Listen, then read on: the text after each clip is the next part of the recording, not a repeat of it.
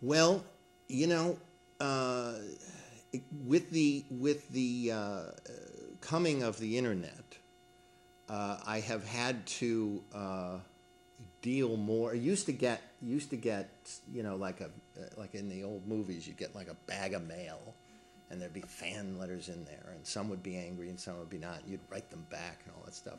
Now, it's like 5 minutes after the show's over, people are going, "That was the worst show I've ever seen in my life," and you go like, "Gee, give me a second, let it breathe," So I tend now to ignore everybody, the critics and the bloggers and everybody. And what I try to do is have a couple of people around me that I really trust their opinion, who aren't going to lie to me. And if they say to me, "Tom, that was terrible," then it's pretty much I know it's terrible, because they love me and they want the best for me, so they wouldn't tell me it was terrible to hurt me. They would tell me it was terrible because they know I want them to be honest with me. But everybody else, it's like, whatever.